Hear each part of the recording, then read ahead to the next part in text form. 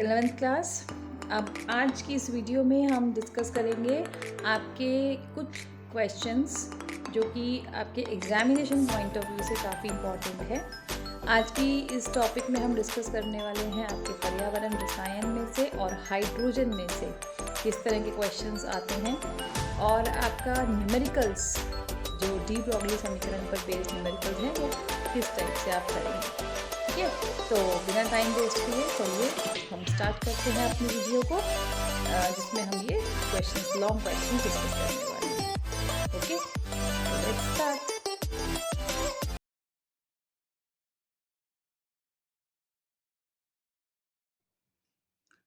तो आज हम डिस्कस करेंगे कि आप जल के विद्युत अपघटन द्वारा हाइड्रोजन किस प्रकार प्राप्त कर सकते हैं। देखिए, ये आपके लॉन्ग क्वेश्चंस में आते हैं, ये इस तरह के क्वेश्चंस, और ये काफ़ी इम्पॉर्टेंट है बिकॉज़ ये वाली जो विधि है इसको हम हाइड्रोजन को प्राप्त करने के लिए औद्योगिक स्तर पर प्रमुख विधि की तरह से प्रयोग करते हैं। ठीक है, तो आपके पास जो शुद्ध जल है वो तो विद्युत का कुचालक होता है, इसलिए हम उसमें बहुत थोड़ी सी मात्रा में कोई भी क्षार या अम्ल मतलब एसिड या बेस मिला देते हैं ताकि हम उसको कुचालक से सुचालक बना सकें। अब क्या होगा, आपके पास जल में अपघटन होने के बाद कैथोड पर पॉजिटिव आयन और एनोड पर नेगेटिव आयन, इस तरह से ये आयन्स में टूट जाता है, अपघटित हो जाता है। एनोड पर आपका जो ये आयन गया है, एनोड पर, क्योंकि एनोड ऋणात्मक इलेक्ट्रोड है, वहाँ पर उसको इलेक्ट्रॉन त्यागना है, तो ये इस तरह से इलेक्ट्रॉन त्याग देता है। ठीक है, इस तरह से हमारे पास 4OH में से इलेक्ट्रॉन जब निकल गए हैं तो 4OH को आप इस तरह से H2O और O2 यानी कि एनोड पर ऑक्सीजन गैस रिलीज हो जाती है। कैथोड पर, कैथोड आपका ऋणात्मक इलेक्ट्रोड है, उस पर आपका धनात्मक आयन चला गया, मतलब वो खुद नेगेटिव है, उस पर पॉजिटिव आयन गया। ऐसे ही एनोड खुद पॉजिटिव थी, उस पर नेगेटिव आयन गया था। तो कैथोड पर पॉजिटिव आयन जाएगा, इलेक्ट्रॉन ग्रहण करेगा और हाइड्रोजन गैस प्राप्त होगी।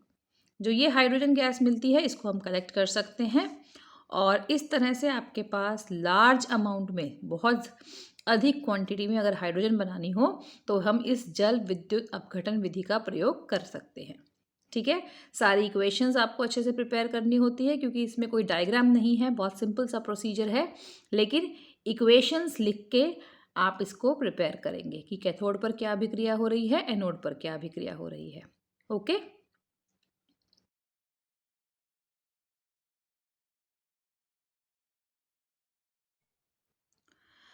डी ब्रॉगली समीकरण होती है आपके पास lambda is equals to H/mv। इस पर आधारित भी आपके न्यूमेरिकल्स आते हैं। देखिए, लेमडा क्या है, आपकी वेवलेंथ यानी कि तरंग दैर्घ्य, H है आपका प्लैंक्स कांस्टेंट, M द्रव्यमान और V उसकी वेलोसिटी यानी कि वेग।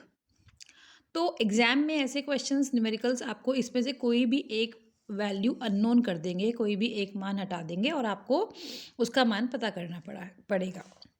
जैसे फॉर एग्जांपल हमारे पास फोटॉन, ये मैं आपको एक न्यूमेरिकल डिस्कस कर रही हूँ।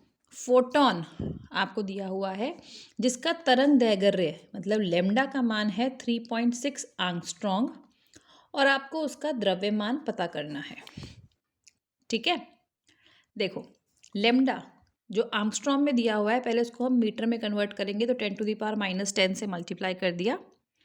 H प्लैंक्स कांस्टेंट का मान आपको मालूम है 6.626 10⁻34।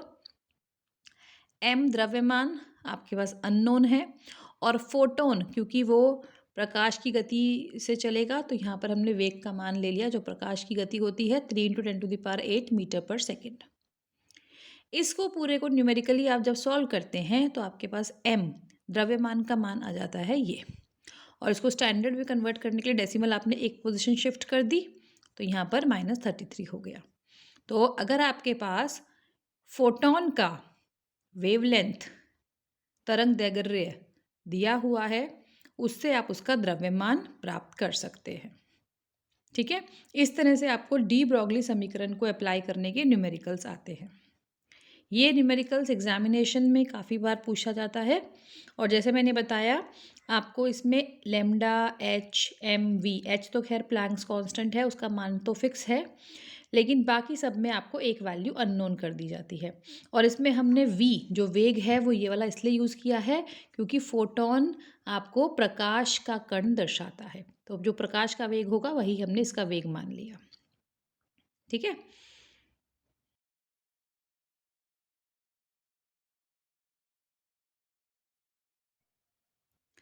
नेक्स्ट हम डिस्कस करने वाले हैं हरित गृह प्रभाव यानी कि ग्रीन हाउस इफेक्ट के बारे में। देखिए ग्रीन हाउस इफेक्ट क्या होता है, आपके पास जो सूर्य की किरणें हैं उसमें से हमारे पास अवरक्त किरणें इंफ्रारेड रेडिएशंस जो होती हैं वो आपके पास गर्मी के लिए मतलब जो तापमान बढ़ाने वाला जो कण है वो इन किरणों में होता है।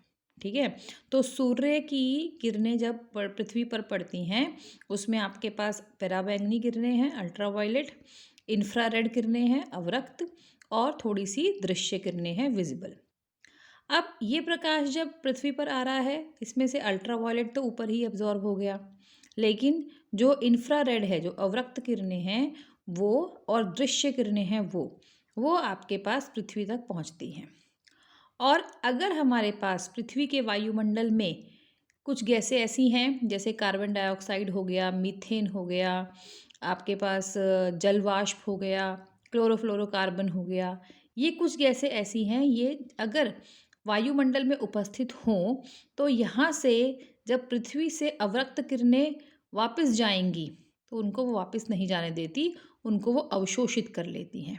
तो इन गैसों को हम कहते हैं हरित गृह गैसें या ग्रीन हाउस गैसेस। ठीक है, और इन गैसों से आपके पास अवरक्त किरणों को रोकने की प्रक्रिया को कहा जाता है ग्रीन हाउस इफेक्ट या हरित गृह प्रभाव। ठीक है, अब इससे होता क्या है, हरित गृह प्रभाव से आपके पास धीरे धीरे धीरे करके हमारे वायुमंडल में गर्मी बढ़ती जा रही है ना, जो आपके वायुमंडल है उसमें तापमान बढ़ रहा है और इस तापमान बढ़ने की वजह से आपके पास प्रॉब्लम कौन सी हो रही है, ग्लोबल वार्मिंग की, जिसे हम वैश्विक ऊष्मन कहते हैं।